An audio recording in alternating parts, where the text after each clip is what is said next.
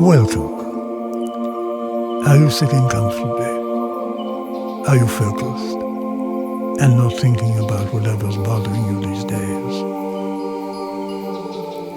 I'm not here to test you. Please relax.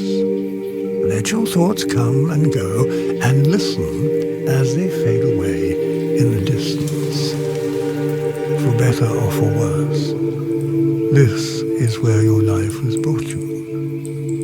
Looking at a screen, listening to me. Imagine, for a moment, that you've just had a child. It's healthy, but unfortunately also completely blind. For their whole life, they will live in the dark and not see a thing. Their perception of reality is something that you might never be able to comprehend.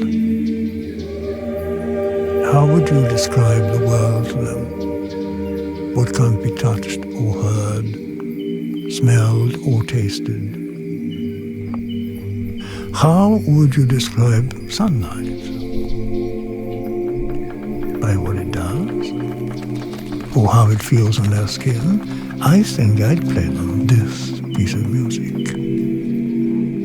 First composed by Tchaikovsky in 1878, these rays of light have traveled through decade after decade, finally reaching your ears this very moment.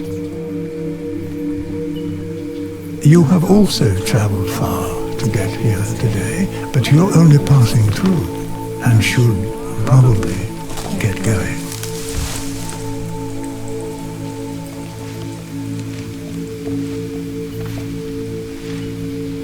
While you're here, I'd like to tell you a story. It all happened to me when I was young, walking in a forest much like you are. Those were days filled with boundaries and rules, of no running in the hallways, don't do this or that or the other. With my world full of fierce discipline, I walked the forest to breathe. One day, deep in the woods, I found a funny-looking tree, crooked, old, and wrinkly. With little work, a few bits of bark became huge ships. Calm creeks turned to ferocious oceans. I can still recall the people I imagined dragged downstream with a sense of guilt. As I gazed back upon the old tree, I noticed something peculiar. it was Crying. Every crumple, like eyes closed tightly. Clear drops streaming silently down its wrinkly skin. So I did as children do. Tasted it. Not because it looked tasty, but to figure out what it was. The first drop made my tongue tingle. A second made it prickle. And the very moment the third landed on my tongue, a profound sensation spread through my chest. Undefinable, like thirst, both vague and specific. One thing was clear. Something was changing within me. I remember breathing in and out, feeding the fire.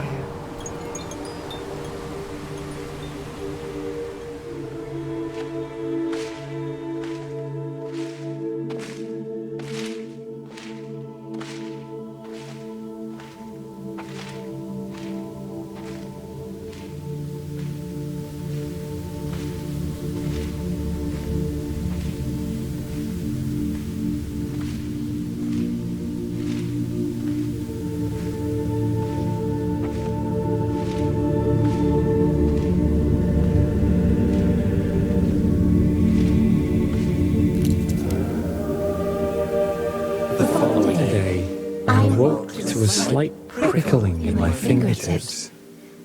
I studied them closely, discovering circular ridges in the foreign landscape of my skin. The prickling soon slipped my attention.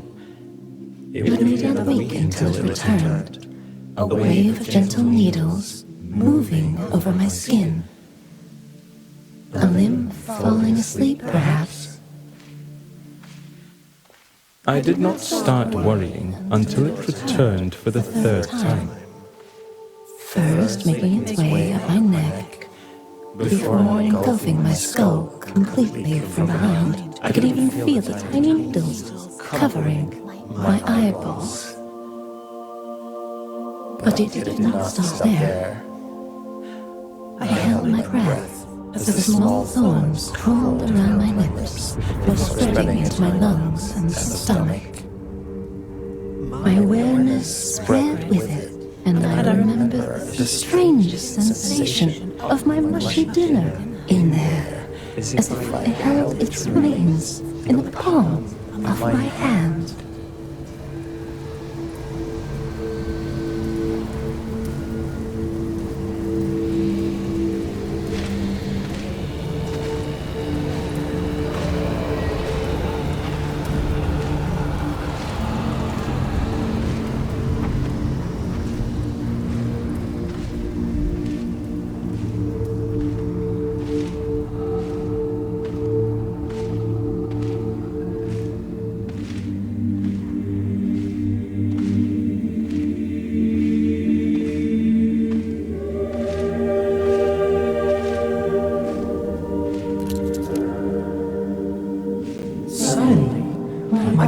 Took control and opened my mouth. An explosion of air rushing into my lungs. The tingling spread with it through an endless web of veins. Soon reaching my beating heart for a moment, I stood in awe of the activity within my body. I felt my heart beating faster and my skin sweating. Your body is your only vessel in this world. And when it misbehaves, the claustrophobia is total. Seek help, I thought. And at that very moment, the tingling needles shot from my brain down through my spine. I felt them scatter through my upper leg, where muscles contracted to lift my knee. My body weight shifted forward, and a shockwave spread from the foot sole as it landed softly on the ground. The process repeated itself in greater detail for every step. I was overwhelmed, but my body kept moving. I do not at all feel like the boss giving directions. It all happened automatically, and I go simply along for the ride, like you.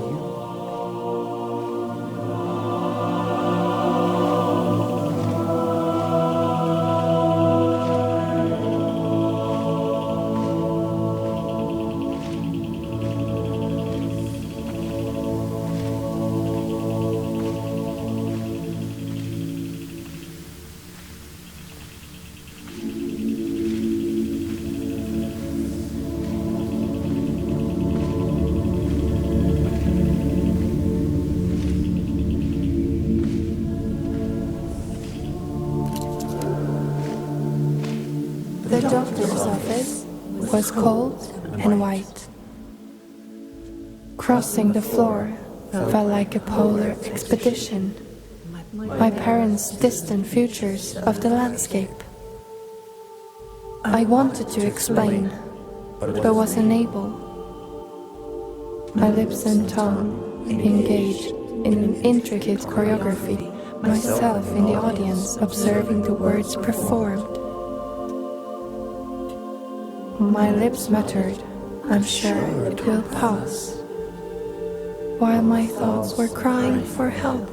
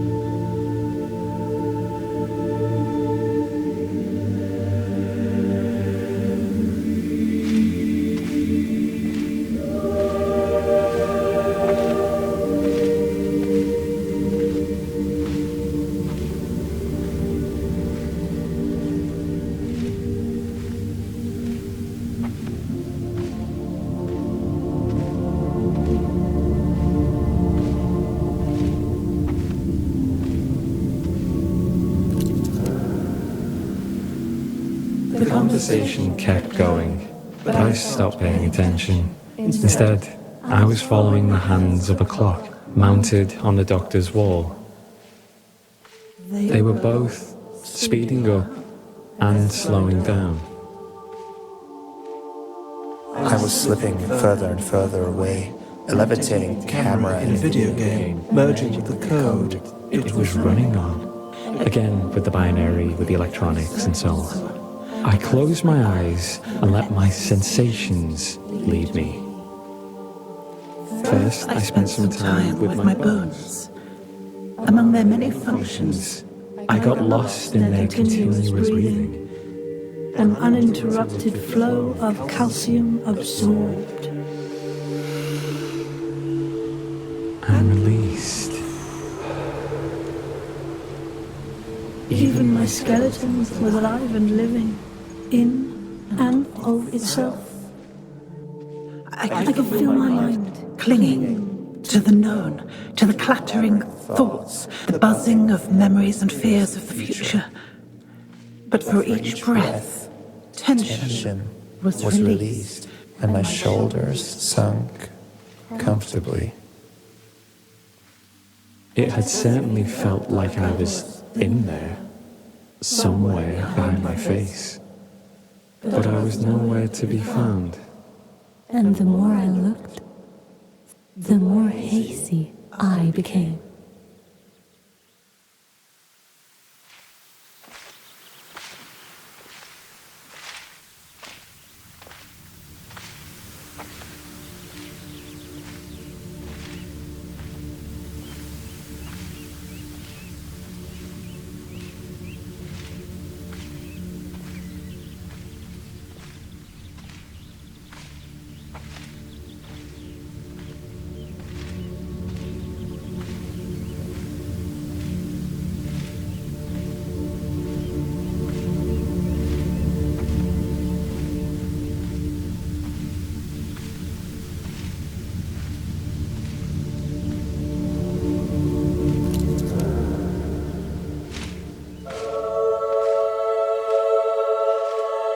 Eyelids eventually opened.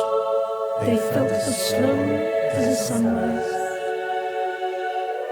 Photons converted to neural signals shooting along the optic nerve, each carrying a piece of information into the darkness.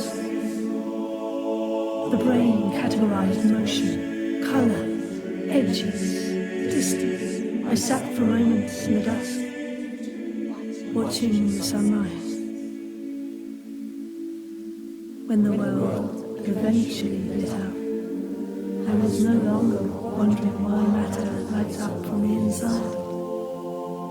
My experience changed from the fire to the light it emits. But it would get much stranger still.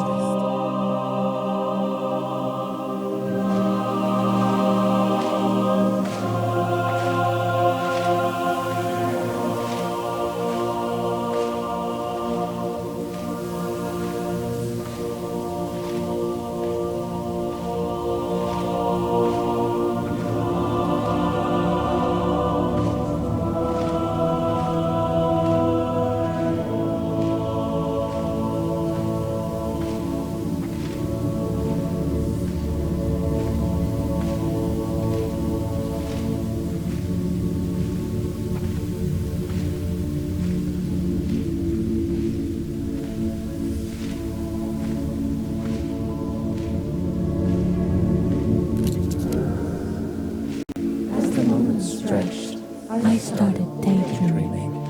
Or so I thought. It began as a shimmering field, creeping slowly in from the periphery of my vision. The hands of the clock, still moving, but among them vague shapes. Slowly, but surely, I saw trees blowing past me, and among them, myself, sitting right there in the doctor's office with a vacant expression. While walking around myself, I was surprised to still see the clock straight ahead. Myself from the side, the clock on the wall. The two images were not overlapping, they just coexisted. Like imagining a familiar place with your eyes closed and you see both nothing and something at the same time. I turned to look towards myself, but saw only the face of the doctor, lingering somewhere between confusion, concern, and annoyance. However, when I studied his face closer, I was struck by terror. The image of myself had turned to look straight into my own eyes. I felt my own head reach out towards myself, the weight of my hand landing softly on my shoulder. Eyes distant, looking at the doctor, looking at myself, rules and boundaries disappearing.